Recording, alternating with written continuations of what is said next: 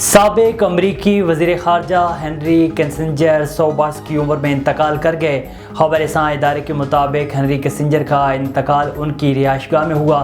ان کی آخری رسومات کے لیے اہل خانہ کی جانب سے نجی طور پر اہتمام کیا جائے گا۔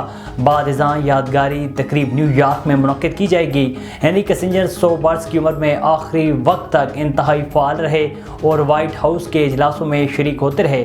جہانی نے رواں برس جولائی میں بیجنگ کا دورہ کیا تھا، جہاں ان کی ملاقات چینی صدر شی جن پنگ سے ہوئی۔ چین کے ساتھ امریکہ کے تعلقات ہنری کسنجر کی سب سے یادگار میراث میں سے ایک ہے۔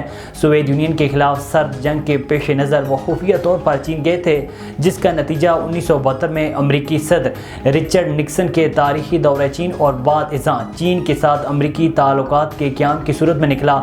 ہنری کسنجر کو امریکی خارجہ پالیسی کی طاقت کا مرکز تصور کیا جاتا تھا، اس وجہ سے وہ متنازع بھی رہے۔ ہنری کسنجر کئی کتابوں کے مصنف بھی تھے۔ انہوں نے سیکرٹری آف اسٹیٹ اور نیشنل سیکیورٹی ایڈوائزر کے طور پر بھی خدمات سر انجام دی۔ ان کو ویتنام کی جنگ کے خاتمے کے لیے مذاکرات پر نوبیل پرائز سے بھی نوازا گیا۔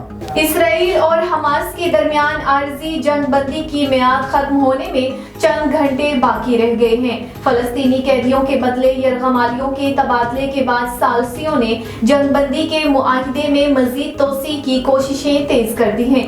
خبر رساں ادارے کی رپورٹ کے مطابق 6 روزہ عارضی جنگ بندی آج جمعرات کی صبح ختم ہو جائے گی۔ یرغمالیوں کے ایک آخری گروپ کو درجنوں فلسطینی قیدیوں کے بدلے رات گئے غزہ سے رہا کر دیا گیا۔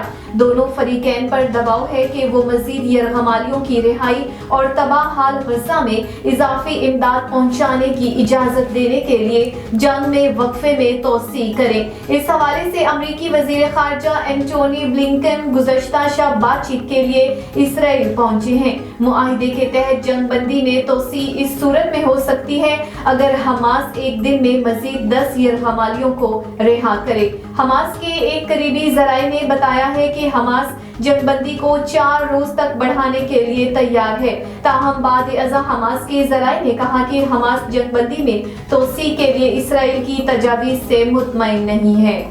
قطری وزارت خارجہ کے ترجمان ماجد الانصاری نے اعلان کیا ہے کہ ان کا ملک غزہ کی پٹی میں اسرائیل اور حماس کے درمیان آنے والے گھنٹوں میں جنگ بندی میں دوبارہ توسیع کے اعلان کے بارے میں بہت پر امید ہے۔